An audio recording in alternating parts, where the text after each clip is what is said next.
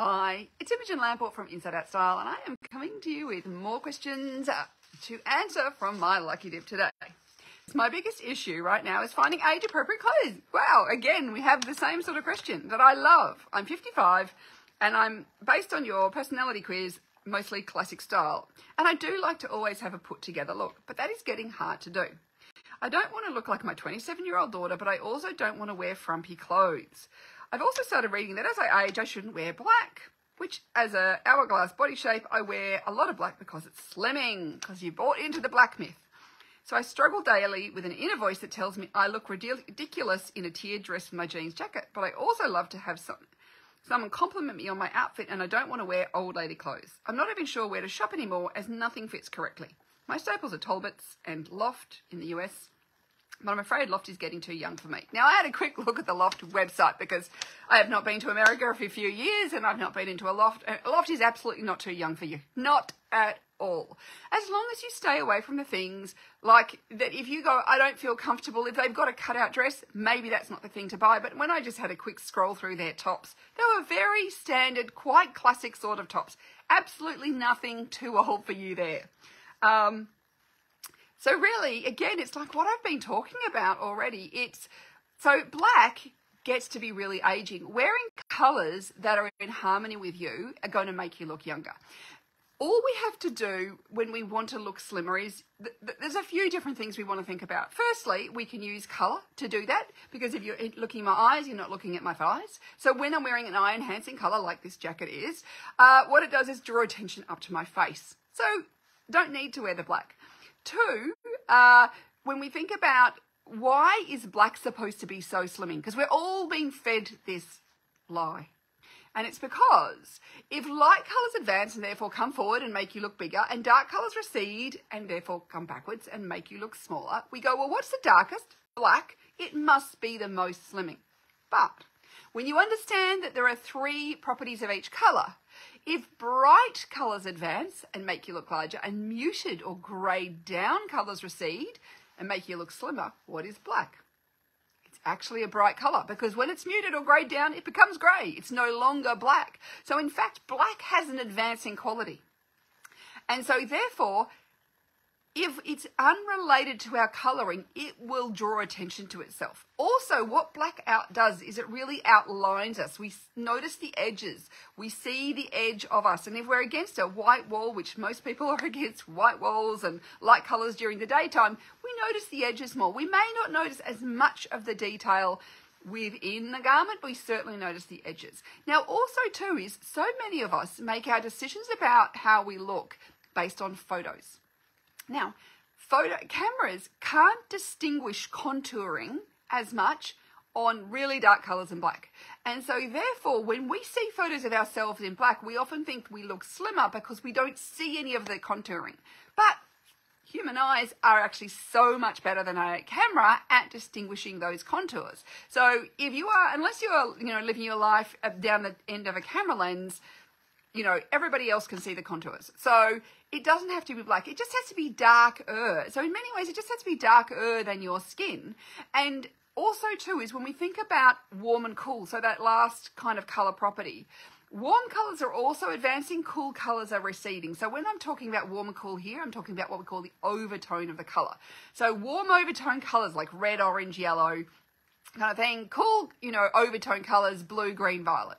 So the blue, green, violet is more receding than red, orange, yellow. So if you wear something in a blue, green, violet, or something neutral, so greys and browns and those colours, that will be receding. You don't need it to be black to be receding. And then if you wear something in colour that draws forward, so you wear your top in a colour that actually draws attention, then what happens is we notice that colour, we don't notice the black so much.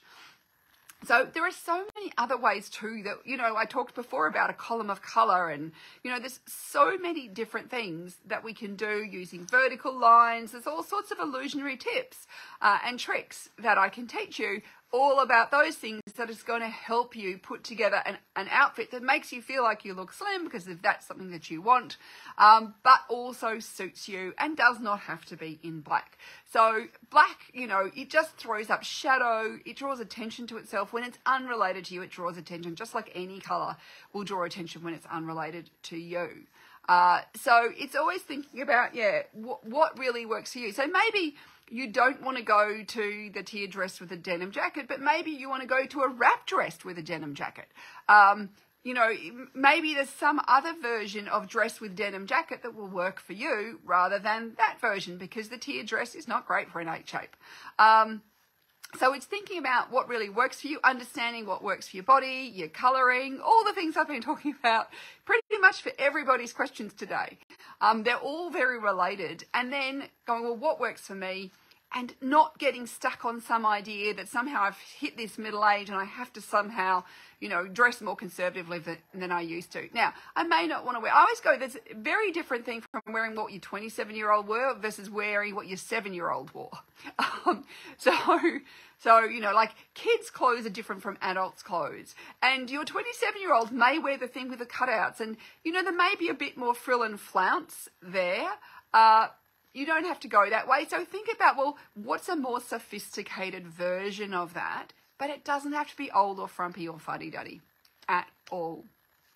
So, you know, I always recommend that if you are stuck and you're going, I just don't know where to start, I don't know how to find my style, I don't know what really works, you know, I don't know what colours work for me anymore, what are my, you know, slimming colours, all those sorts of things, what are my signature colours, that is all part of my 7 Steps to Style program, and I'd love to invite you to join that, because I know this is one of those things that as women, we often feel like we've wasted all this money and we shouldn't spend any more money on clothes, but really what we want to do is get the education, because when we've got the education, we make better decisions. So this is an investment in you rather than a cost, because all the clothes that I've wasted, they are a cost, and that's something that, you know, like it's happened now.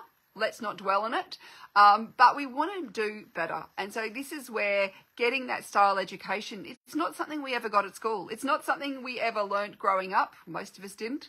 So if you feel like you're struggling, this is the perfect time and the perfect reason to come and get that style education and join 7 Steps to Style, because it's really going to teach you what you need to know, and you will actually feel empowered when you go shopping, and you will know what to choose, and you will know when the stores are putting out garbage that is not for you.